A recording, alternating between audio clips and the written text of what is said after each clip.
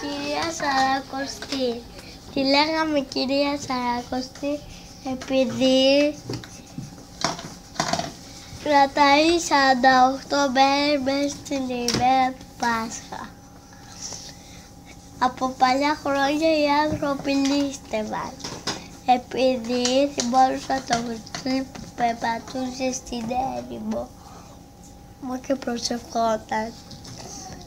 Οι άνθρωποι δεν σαν να μετρούσαν. Γι' αυτό έλεινα χαρτί και ζωγραφίσαν μια καλόγρια. Τα χέρια είχε σταυρωμένα γιατί προσευχόταν στο Χριστό. Είχε ένα σταυρό γιατί πίστευε στο Θεό.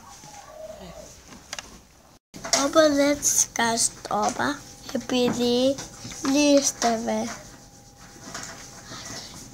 Γι' αυτό της κάνανε ένα μανίκι και της κάνανε 7 πόδια και κάθε Σάββατο κόβανε κάθε ένα πόδι μέσα στο τελευταίο πόδι που είναι και του Πάσχα.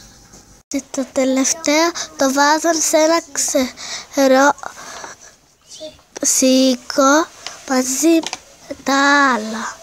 Και όποιος το βρίσκε θα ήταν το τυχερό. Από αλεύρι και νερό.